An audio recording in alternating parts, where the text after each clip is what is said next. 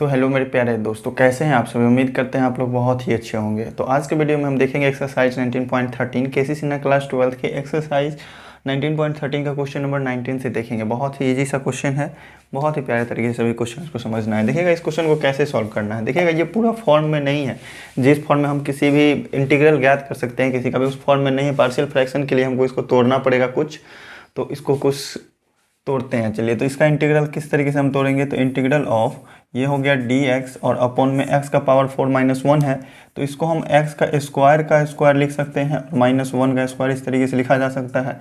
ठीक है, तो इसको तोड़ेंगे तो एक और पद में टूट सकता है, क्योंकि ये a square minus b square वाले फॉर्म पे आया।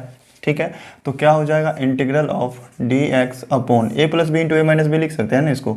तो एक बार लिखेंगे x स्क्वायर -1 और एक बार लिखेंगे x स्क्वायर प्लस 1। ठीक है, अब देखिएगा ये a square minus b square के फॉर्म पे इसको थोड़ा और तोड़ा जा सकता है। ठीक है, तो इसको अगर थोड़ा और गुणनखंड इसका करते हैं, फैक्टर तोड़ते हैं, तो क्या हो जाएगा dx अपॉन इसको a plus b into a minus b पर इसको और ला सकते हैं। तो ये हो जाएगा x प्लस 1 और इंटू में x माइनस 1, या फिर x माइनस 1 पहले लिखिए, x प्लस 1 बाद में लिखिए, कोई फ़र्क नहीं।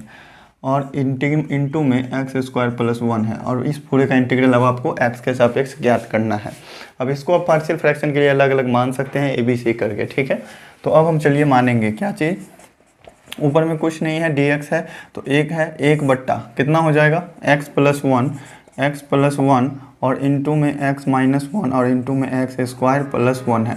इस पूरे टर्म को हम क्या मानेंगे, तो a बट्टा पहला गुणनखंड x प्लस 1 और प्लस b बट्टे अगला गुणनखंड x माइनस 1 और प्लस ये दो घात वाला है, दो पावर वाला है, तो इसको cx प्लस d दोनों मान लेते हैं। और नीचे में क्या हो जाएगा, ये दो पावर वाला x स्क्वायर प्लस 1। ध्यान रहे ये पूरे का होल स्क्वायर नहीं है, पूरे का होल स्क्वायर रहेगा तो एक बार एक पावर करके मानेंगे, एक बार दो पावर करके मानेंगे। लेकिन यहाँ पर जो है ये सिर्फ x का पावर 2 है, पूरे का पावर 2 नहीं है। तो इस तरीके से क्वेश्चन को मानना है। अब देखिए इसका एलसीएम नीचे वाले का करते हैं, इसको सॉल्व करेंगे तो नीचे वाला सेम ही आएगा, सेम आएगा, तो नीचे वाला कटना ही है। बचेगा सिर्फ ऊपर वाला, किस तरीके से बचेगा, तो 1 बराबर इसके टर्म को अगर हम सॉल्व करते हैं x प्लस 1 से इसमें डिवाइड करेंगे तो x माइनस 1 और x स्क्वायर प्लस 1 बचेगा, तो a इंटू एक्स माइनस 1 और इंटू में x स्क्वायर प्लस 1 इस तरीके से बचता है। प्लस b वाले को सॉल्व करेंगे तो b इंटू में x माइनस 1 से इसमें भाग करते हैं तो x प्लस 1 और x स्क्वायर प्लस 1 बचेगा, तो बचेगा x प्लस 1 और इंटू में x स्क्वायर प्लस 1। ठीक है, अब cx प्लस डी की बारी, तो cx प्लस डी तो रहेगा और इंटू में इससे अगर इसमें भाग करते हैं तो ये दोनों फैक्टर बच जाता है, x plus 1 into x minus 1, x plus 1 और इंटू में x माइनस 1 इस तरीके से बचता है। अब आपको क्या करना है, ए बी सी का वैल्यू अलग अलग ज्ञात करना है। तो ए बी सी के वैल्यू के लिए आप क्या करेंगे, इसमें सभी में फैक्टर है और ए का मान अगर चाहिए तो बी और सी में कॉमन फैक्टर खोजेंगे, बी का मान चाहिए तो ए और सी में कॉमन फैक्टर खोजेंगे, और इसमें सी और डी है तो इसके लिए अलग अलग वैल्यू रख के चेक करेंगे। तो देखिएगा ए के वैल्यू के लिए आपको बी और सी में कॉमन फैक्टर खोजिए, तो x प्लस 1 इसमें भी है, x प्लस 1 इसमें भी है, अतः x का मान हम -1 रखेंगे। तो क्या करेंगे, यदि x बराबर 0 नहीं, x प्लस 1 है, यहाँ भी x प्लस 1 है, तो x का मान -1 रख के चेक करते हैं, तो ये दोनों तो 0 हो जाएगा ना, b और c वाला ये तो 0 हो गया, ये पूरा टर्म हो जाएगा 0, बचेगा सिर्फ ये वाला टर्म। तो इसमें देखिएगा -1 रखेंगे तो -1 और -1 -2 हो जाएगा, और -1 का स्क्वायर करने पर 1 होगा, 1 1 2 होगा, ये -4 हो जाएगा। -4a बराबर अगर 1 होगा तो a का मान क्या आ जाएगा, -1/4, तो a का मान आ जाएगा -1/4। इसी तरीके से यदि आप रखते हैं x का वैल्यू 1 तो हमें किस चीज़ का वैल्यू आएगा, b का मान, क्योंकि देखिएगा इसमें -1 और x माइनस 1 दोनों में कॉमन फैक्टर मिल रहा है, तो x का वैल्यू 1 रखेंगे तो b का मान निकलेगा, और ये निकल जाएगा, यहाँ a का वैल्यू आया था ना x बराबर -1, तो a बराबर -1/4 आया था, a बराबर -1/4, और इसी तरीके से b का मान आ जाएगा 1/4। ठीक है, अब क्या करना है, a और b का तो वैल्यू ज्ञात हो गया, c के मान के लिए हम क्या करेंगे, अलग अलग वैल्यू रख के चेक करेंगे। तो x का मान 0 रख के एक बार चेक कर लेते हैं किस चीज़ का वैल्यू निकलता है। तो x बराबर 0 रखने पर देखेंगे, x बराबर 0 रखा हमने तो किस चीज़ का वैल्यू निकलेगा, तो इधर तो 1 तो है ही, आप रफ में कर लो। ठीक है, तो 1 बराबर x बराबर 0 यदि हम रखें तो 0 माइनस 1 कितना होगा, -1, और 0 का स्क्वायर 0 होगा, +1 -1 और +1 को गुना करेंगे तो कितना हो जाएगा, -a अब बी की बारी, इसमें एक्स के बराबर 0 रखे तो 0 + 1 0 1 ही होगा, और 0 का स्क्वायर 0 1 1 1 1 ही होगा, तो प्लस बी हो जाएगा यहाँ से। और यहाँ सी एक्स प्लस डी है, प्लस में क्या है सी एक्स प्लस डी है, लेकिन एक्स का मान हम क्या रखे हैं 0 रखे हैं, तो यहाँ से बचेगा सिर्फ डी बच गया, और 0 1 जोड़ेंगे तो 0 ही होगा, 0 में से 1 घटेंगे तो -1 होगा, मतलब ये माइनस डी हो जाएगा, माइनस डी हो जाएगा। लेकिन हमको ए और बी का मान तो पता है ना, ए और बी का वैल्यू पता है, तो देखिएगा यहाँ से 1 बराबर माइनस ए है, ए का वैल्यू -1/4 आया है, यहाँ माइनस ए है, तो दोनों क्या हो जाएगा 1/4 प्लस में हो जाएगा। बी का वैल्यू तो 1/4 है ही प्लस में, तो ये 1/4 हो जाएगा, माइनस डी हो जाएगा। डी को आप इधर लाते हैं तो प्लस में डी आ जाएगा, 1/4 को जोड़ेंगे तो 1/2 होगा, और ये 1 उधर जाने के बाद माइनस हो जाएगा, मतलब डी का वैल्यू क्या आ गया -1/2। तो डी का वैल्यू क्या आया यहाँ से, डी का वैल्यू आ गया -1/2। आप x का वैल्यू 0 रख कर भी चेक कर लिए हैं, यहाँ से 1 रख कर भी चेक कर लिए, -1 रख कर भी चेक कर लिए, तो आगे के भी क्वेश्चन को रख के चेक कर लेते हैं। 2 रख के चेक कर लेते हैं कि इसका वैल्यू निकलता है, ठीक है, तो 2 रख के चेक करते हैं। छोटा से छोटा अंक रखो जिससे कि आप आसानी से सॉल्व कर पाएँ क्वेश्चन को, कैलकुलेशन ज़्यादा नहीं हो, ठीक है। तो क्या करते हैं हम, x बराबर 2, तो किस चीज़ का मान निकलता है सो देख लेते हैं, ठीक है। तो x का मान 2 रखें तो इधर कांस्टेंट 1 है ही, तो 1 रहेगा ही, बराबर 2 रखे हैं ना, तो 2 में से 1 घटेगा तो कितना होगा 1 होगा, 2 का स्क्वायर 4 होगा, 4 1 5 होगा, 5 और 1 कितना होगा, 5 1 5 ही होगा, तो ये हो जाएगा 5a। यहाँ 2 रखेंगे तो 2 1 3 होगा, प्लस b इंटू क्या हो जाएगा 2 और 1 3, और इंटू में x स्क्वायर प्लस 1 है, तो 2 का स्क्वायर 4 होगा, 4 1 5 हो जाएगा, प्लस में 5 इंटू में 5, ठीक है, और प्लस सी एक्स प्लस डी है, सी एक्स प्लस डी। लेकिन आप क्या किए हैं, x का वैल्यू 2 रखे हैं, तो यहाँ हो जाएगा 2c और प्लस डी, इंटू में x का वैल्यू 2 रखे हैं तो 2 + 1 3 हो जाएगा, इंटू में 3, और 2 - 1 1 ही होगा, तो रहने देते हैं ऐसे ही। तो क्या हो जाएगा यहाँ से 1 बराबर 5a 5 दिया 15b, तो प्लस 15b, और 2c को 3 से गुना करते हैं तो 2 तिया 6c हो जाएगा, और प्लस 3d हो जाएगा। देखिएगा a b और d का वैल्यू आपको पता है, a b और d का वैल्यू रखेंगे तो यहाँ से हमको c का वैल्यू आ जाएगा। तो देखिएगा 1 = a का वैल्यू क्या है -1/4, तो 5 गुना -1/4 हो जाएगा, ये एक टर्म हुआ, प्लस 15 गुना b का मान क्या है तो 1/4 है, तो 1/4 हो जाएगा, प्लस 6c है, तो 6c रहने दो, चूँकि हमको c का मान मालूम नहीं है, d का वैल्यू पता है ना -1/2, तो सीधे से -3 और गुना 1/2 कर देते हैं, ठीक है। तो अब देखते हैं क्या होता है, यहाँ से ये हो जाएगा 1 = -5/4 और प्लस 15/4 और प्लस 6c और -3/2, ये आएगा ना।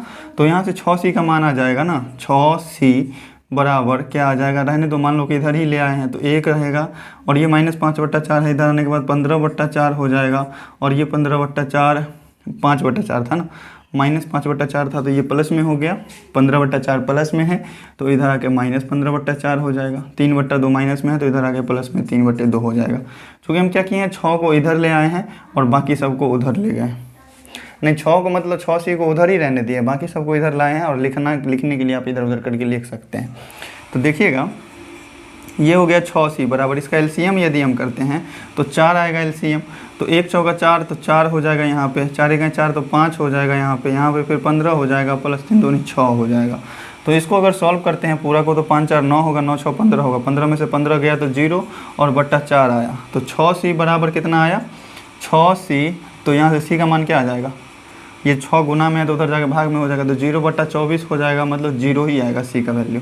तो c का वैल्यू क्या आएगा 0 आएगा। तो सभी चीज़ का वैल्यू निकल गया ना आपका, a का भी वैल्यू निकल गया, b का भी वैल्यू निकल गया, c का भी निकल गया, और d का भी वैल्यू निकल गया, ठीक है।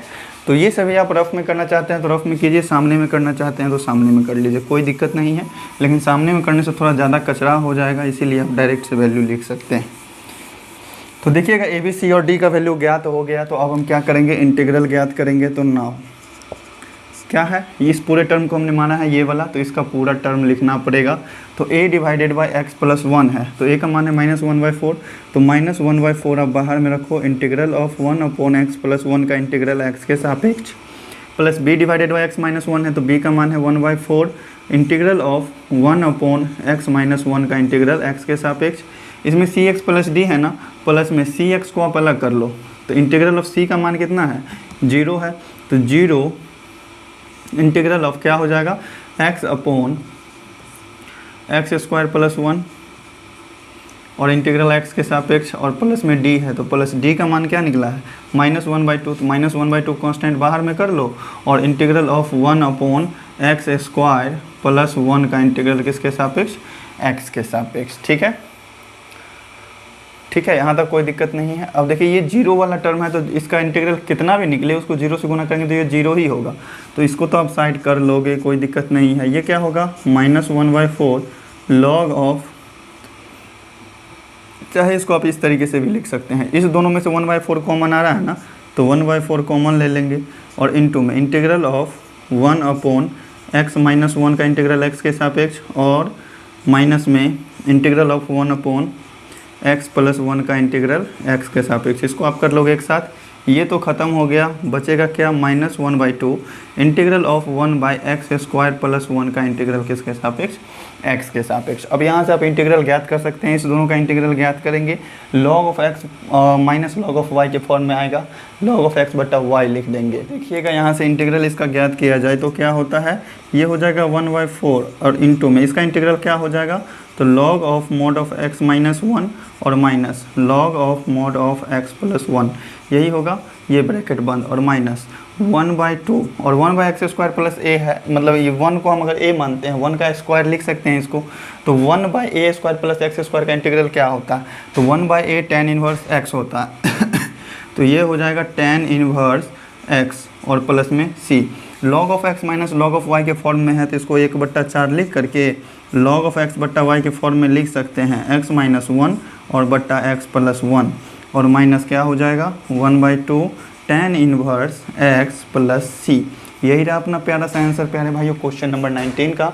नोट करना चाहते हैं तो नोट कीजिए, फिर बढ़ेंगे नेक्स्ट क्वेश्चन, बहुत ही प्यारा सा है, बहुत ही प्यारे तरीके से समझेंगे। तो प्यारे दोस्तों देखिए क्वेश्चन नंबर 20 जो है, इस क्वेश्चन में देख सकते हैं कि आप नीचे में पावर 2 वाला भी है, ऊपर में भी पावर 2 वाला, ये इम्प्रॉपर फंक्शन के रूप में है, इसको आप प्रॉपर फंक्शन के रूप में लाएंगे, मतलब आपको ऊपर में क्या करना है, नीचे वाले से कम पावर वाला करके चेंज करके लिखना है। ठीक है, तो क्या करेंगे इसके लिए हम, इसके लिए बहुत ही प्यारा सा तरीका है, आप क्या करेंगे नीचे वाले से ऊपर वाले में भाग दे करके इसको भागे पूर्णांक को चेंज करते हैं। जैसे देखिए किसी भी ऊपर में जैसे कोई फ्रैक्शन 5/3 10/3 इस तरीके से लिखा रहता है, तो उसको आप क्या करते हैं नीचे वाले से भाग दे करके 3 से 3 मरतबे लगा तो 3 × 9 लगा, घटा करके 1 होता है, तो इसको आप इस तरीके से लिख सकते हैं ना, 3 प्लस और 1/3 इस तरीके से लिखा जा सकता है। इसी तरीके से आपको फ्रैक्शन को भी है चेंज करना। ठीक है, देखिएगा 3 + 1/3 इसको अगर सॉल्व करते हैं तो ये तो 10/3 आना ही है। इसी तरीके से आपको क्या करना है, इस फ्रैक्शन का भी, इस बहुपद का भी, पॉलिनोमियल का भी भाग करना है, नीचे वाले से ऊपर वाले में क्या करेंगे भाग करेंगे। तो x² - 5x + 6 है, इसमें भाग करेंगे, इससे भाग करेंगे x² + 1 में। और आपको तो पता है किसी भी पॉलिनोमियल का भाग करने के लिए आपको पहला टर्म से पहला टर्म, मतलब सबसे ज़्यादा पावर वाला से सबसे ज़्यादा पावर वाला को कैंसिल करना रहता है। तो ज़्यादा पावर वाला x² है, यहाँ भी x² है, इस दोनों को कैंसिल करने के लिए कितना से गुना करना पड़ेगा, तो 1 से। तो 1 से गुना करेंगे तो कितना होगा, x² को x² से गुना करेंगे, मतलब 1 से गुना करेंगे तो x² ही होगा, -5x को 1 से गुना करेंगे तो -5x ही होगा, और +6 को 1 से गुना करेंगे तो +6 ही होगा। घटाने के लिए चिन्ह बदलता है तो चिन्ह बदल जाएगा, ये हो गया कैंसिल। 5x बचा 5x, 1 में से 6 घटेगा तो -5। तो इसको हम किस तरीके से लिख सकते हैं, तो 1 तो इधर जो भाग देकर के आया वो लिखेंगे और प्लस में जो शेषफल बचा है उसको ऊपर में लिखा जाएगा और जिससे भाग दिए हैं उसको नीचे में लिखा जाएगा, x² - 5x + 6। तो इस तरीके से अब हम इसको चेंज कर सकते हैं। तो इसको हम क्या लिख सकते हैं, इंटीग्रल ऑफ 1 और प्लस 5x - 5 और अपॉन x² - 5x + 6, और इस पूरे का इंटीग्रल किसके सापेक्ष, x के सापेक्ष। तो देखिएगा इंटीग्रल ऑफ क्या हो जाएगा, अलग अलग किया जा सकता है ना इसको, तो 1 का इंटीग्रल x के सापेक्ष ये हो गया, और plus integral of 5x - 5 upon x² - 5x + 6, इसका इंटीग्रल किसके सापेक्ष, x के सापेक्ष। बहुत ही प्यारा सा क्वेश्चन है। अब यहाँ से आपको क्वेश्चन में क्या करना है, चलिए आगे देखेंगे।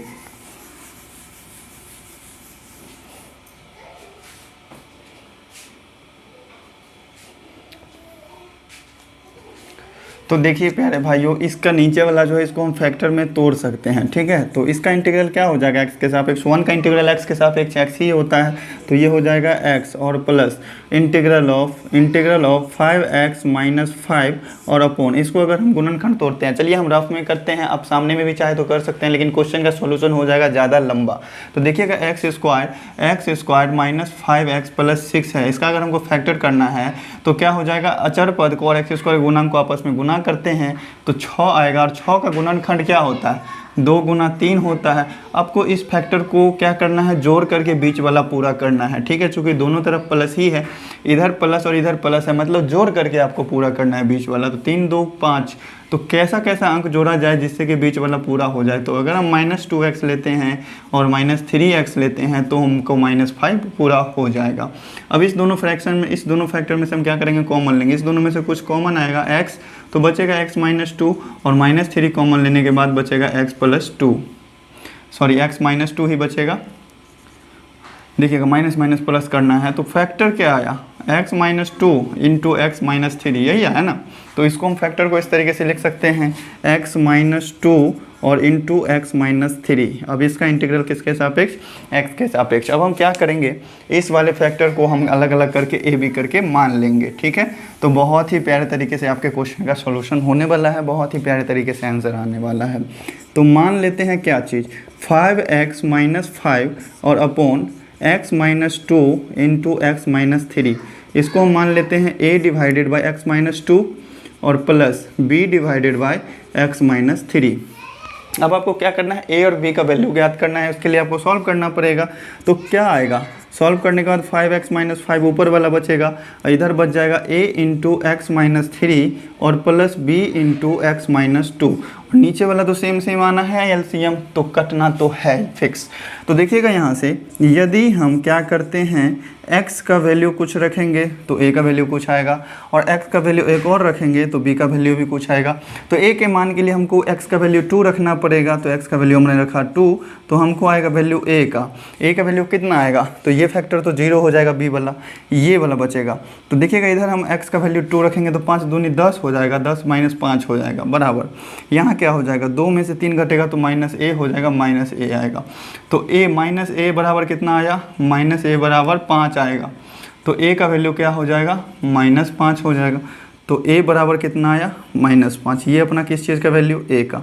अगर हम x का वैल्यू 3 रखते हैं, 3 रखेंगे तो ये वाला फैक्टर 0 हो जाएगा, वैल्यू आएगा किस चीज़ का, b का, कितना आएगा, तो 3 रखे हैं तो 3 रखेंगे तो इधर 5 दिया 15 हो जाएगा, -5 बराबर, ये तो 0 हो गया ना, 3 में से 2 घटेगा तो 1 बचेगा, मतलब b ही बचेगा। तो b का मान क्या हो गया, 10, तो यहाँ से b बराबर हम लिख लेंगे 10, ठीक है। तो a और b का वैल्यू आ गया, तो अब प्यारे तरीके से इसका इंटीग्रल ज्ञात कर सकते हैं। तो देखिएगा बहुत ही प्यारा सा क्वेश्चन है। तो देखते हैं अब हम क्या करेंगे, अब हम इंटीग्रल वाले फॉर्म पे इसको लिखेंगे। तो नाउ ये वाला तो पहले से इंटीग्रल निकला हुआ है, तो इसको आप लिख दो x और प्लस, और ये पूरे फॉर्म को आपने माना कौन सा, ये वाला टर्म, ठीक है। तो इसका वैल्यू आप पुट करेंगे, तो a का मान क्या है, -5 है, तो -5 आप लिख लो डायरेक्ट से, तो -5 कांस्टेंट है, बाहर आ जाएगा, इंटीग्रल ऑफ a बटा x -2 है, तो ये हो जाएगा 1 बटा x -2 इंटीग्रल x के सापेक्ष। चूँकि a का वैल्यू जो तो -5 था वो तो अपने कांस्टेंट बाहर निकाल लिया, तो अंदर में 1 बचेगा, और प्लस b बटा x -3 है ना, तो b का वैल्यू आया है 10, तो प्लस 10 और इंटीग्रल ऑफ 1 बटे x -3 का इंटीग्रल किसके सापेक्ष, x के सापेक्ष। उम्मीद करते हैं यहाँ तक समझने में किसी भी प्रकार का डाउट नहीं होगा। तो देखिएगा अब इस डायरेक्ट से इंटीग्रल निकलने वाला है इसका, ठीक है। तो ये हो जाएगा x -5 log of mod of x -2 और plus 10 into log of mod of x -3 और प्लस कोई कांस्टेंट, यही रहा अपना प्यारा सा आंसर। तो इस तरीके के क्वेश्चन को सॉल्व करना भी आप लोग समझ गए। स्क्रीनशॉट लेकर के नोट करना चाहते हैं तो नोट कीजिए, फिर बढ़ेंगे अपने नेक्स्ट क्वेश्चन पे बढ़ना नहीं है, वीडियो हो गई है लंबी, थोड़ी डाटा का थोड़ा प्रॉब्लम रहता है, इसीलिए इतना ही बड़े वीडियो रहने देते हैं, बाकी के नेक्स्ट वीडियो में सोल्यूशन देखेंगे, बहुत ही प्यारे तरीके से समझेंगे सभी क्वेश्चंस को। तो प्यारे भाइयों, सोल्यूशन अगर अच्छी लगे वीडियो की तो वीडियो लाइक कीजिएगा, और चैनल पर नए हैं तो चैनल को सब्सक्राइब भी कीजिएगा, और अपने प्यारे दोस्तों को भी शेयर कीजिएगा। तो चलिए फिर मिलते हैं नेक्स्ट वीडियो में, तब तक के लिए दोस्तों अलविदा, बाय बाय, थैंक यू, पढ़ते रहिए, मस्त रहिए।